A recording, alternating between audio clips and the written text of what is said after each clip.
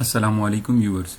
इस वीडियो में हम इनकम स्टेटमेंट पर एक क्वेश्चन करेंगे जिससे आपको ये समझने में आसानी होगी कि इनकम स्टेटमेंट के रिलेटेड क्वेश्चन को सॉल्व किस तरह किया जाता है। तो क्वेश्चन नंबर 1 है हमारे पास, the following balances are taken from the books of Aslam and company at the end of his first year trading on 31 December 2019, जिसमें हमारे पास कुछ डेबिट बैलेंसेस हैं, कुछ क्रेडिट बैलेंसेस हैं। तो डेबिट और क्रेडिट बैलेंसेस जो हैं वो ये हैं। सेल्स है हमारे पास $40,000 की, परचेजेस हैं हमारे पास 18,500, इसी तरह वेजेस एंड सैलरीज एक्सपेंसेस हैं, रिपेयर मेंटेनेंस एक्सपेंस हैं, हीटिंग एंड लाइटिंग एक्सपेंस है, जनरल एक्सपेंसेस हैं, इंश्योरेंस एक्सपेंस है, कैश एट बैंक है। ये हमारा एसेट होता है कैश एट बैंक के। बैंक में हमारे पास कितना कैश पड़ा है, कैश इन हैंड हमारी ऑर्गेनाइजेशन के सेफ में, या जो लॉकर कहते हैं, जिसको लॉकर कहते हैं या सेफ कहते हैं या गला कहते हैं, उसमें हमारे पास 1300 रुपीज पड़े हैं। ट्रेड पेएबल्स हैं और ट्रेड रिसीवेबल्स हैं। ट्रेड रिसीवेबल्स अकाउंट रिसीवेबल को कहते हैं और ट्रेड पेएबल्स अकाउंट पेएबल को कहते हैं। इनके ऊपर मैंने एक वीडियो अलहदा से की हुई है।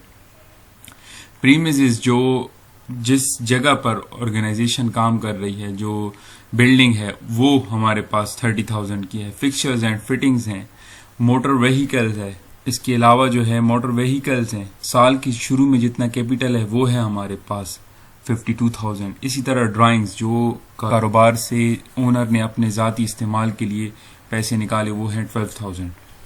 तो हमारे पास ये डेबिट और क्रेडिट बैलेंस आ गए। अभी हमारे पास एडिशनल इन्फॉर्मेशन क्या है कि the following additional information is available. Inventory at 31 December 2019 के साल के आखिर में, 2019 के आखिर में जो हमारे पास इन्वेंट्री पड़ी है हमारे पास, वो है $4,500 की। तो और रिक्वायरमेंट क्या है? रिक्वायरमेंट हमारे पास है prepare income statement for the year ended 31 December 2019। हमने इनकम स्टेटमेंट बनानी है 2019 की। इसके लिए हम अगली शीट पर चले जाएंगे, जिसमें सबसे पहले असलम, कंपनी का नाम क्या है? असलम एंड को। ठीक हो गया, Aslam and company. Income statement का नाम लिखते हैं। पहले कंपनी का नाम होता है, फिर उसके बाद इनकम स्टेटमेंट का नाम। फिर पीरियड के लिए, for the period ended 31 December 2019। ये हम इसको मर्ज कर देंगे, Alt HMC।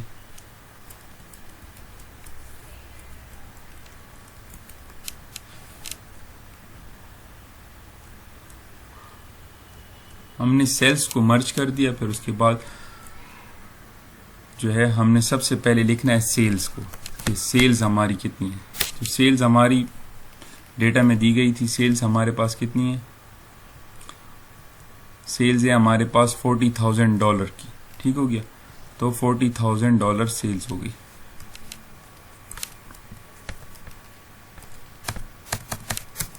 ठीक हो गया, $40,000 सेल्स हो गई। इससे हम करते हैं कॉस्ट ऑफ सेल्स को minus less cost of sales. Cost of sales हमारे पास कितनी है?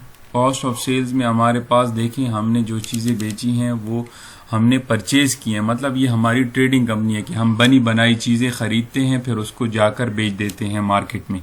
तो बनी बनाई चीज़ें हमने कितनी की खरीदी? 18,500 की, जिसमें से कुछ बच भी गई हैं। तो टोटल हमारी कॉस्ट ऑफ सेल नहीं होगी। 18,500 हमने की चीज़ें परचेज की, जिनको बेचा, और इसमें से हमारे पास एंडिंग इन्वेंट्री बची थी जो कि आखिर में दी गई थी $4,500 की।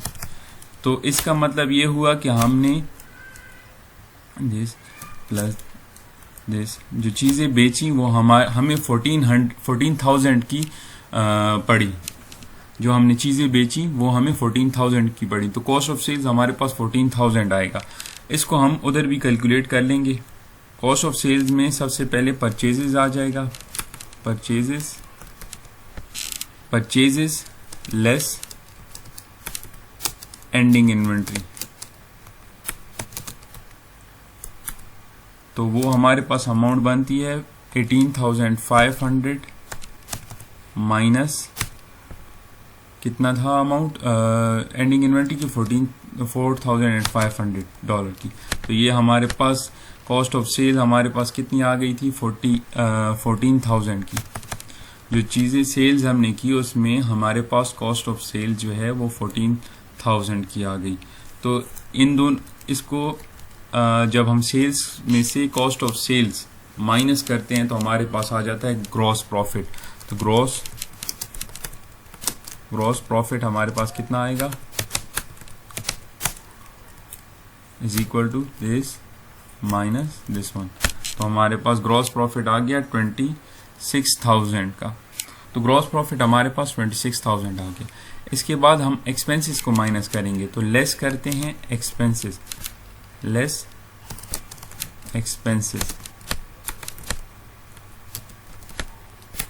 एक्सपेंसेस हमारे पास अभी देखें, क्वेश्चन में जाएं और एक एक एक्सपेंस को लेते जाएं। सबसे पहले देखिए वेजेस एंड सैलरीज एक्सपेंस है, वो है 1500 का, नहीं 5100 का।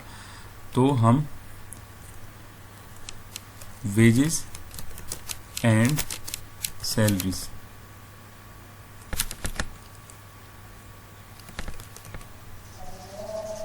वेजेस एंड सैलरीज जो एक्सपेंस है वो है हमारे पास 5100 का।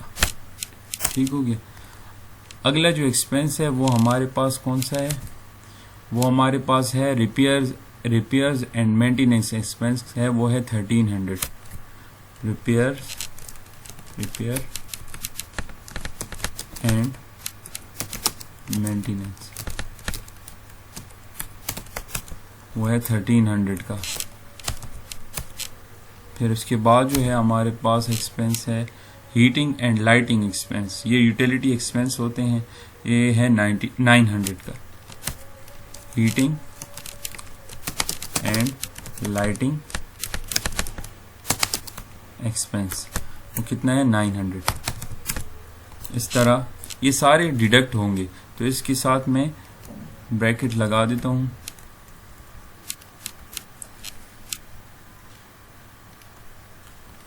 हीटिंग एंड लाइटिंग एक्सपेंसेस के बाद जनरल एडमिनिस्ट्रेटिव एक्सपेंसेस हैं, वो हैं 1200 की।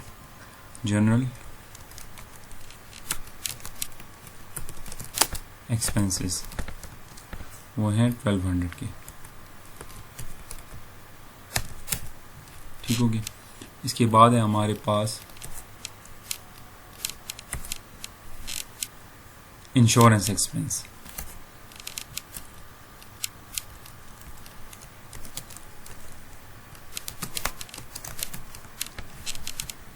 इंश्योरेंस एक्सपेंस कितने हैं, इंश्योरेंस एक्सपेंस है हमारे पास 800 के। ठीक हो गया। इसके अलावा आप देखें कैश एट बैंक एसेट है, इस तरह कैश इन हैंड एसेट है, trade receivable, account receivable asset, account payable liability, premise dB asset है, फिक्सचर एंड फिटिंग एसेट है, मोटर व्हीकल एसेट है, कैपिटल हमारा सरमाया है, जबकि ड्राइंग, ये सारी अमाउंट जो है ना इधर से ये बैलेंस शीट आइटम्स हैं, ये बैलेंस शीट में आते हैं। तो इनकम स्टेटमेंट में ये नहीं आते, इसलिए इनको नहीं लिख रहे। तो इसकी मैंने अभी प्रॉपर एडिटिंग कर दी है, जिसमें मैंने सेल्स से कॉस्ट ऑफ सेल्स माइनस किए, जो कि 14,000 बने, तो मेरे पास ग्रॉस प्रॉफिट आ गया। फिर जो भी एक्सपेंसेस थे मैंने उनको अलग से लिख दिया, वेजेस एंड सैलरीज, इस तरह repair and maintenance, heating and lighting, general expenses, insurance expense, इन सब को जब जमा किया मैंने तो मेरे पास 9,300 के एक्सपेंसेस आए। इनको जब मैंने ग्रॉस प्रॉफिट से माइनस किया तो मेरे पास नेट प्रॉफिट आ गया, जो कि $16,700 है। तो ये जो है हमारे पास क्वेश्चन कंप्लीट होता है यहाँ पर, जिसमें हमने इनकम स्टेटमेंट पर एक क्वेश्चन किया। Thank you for watching.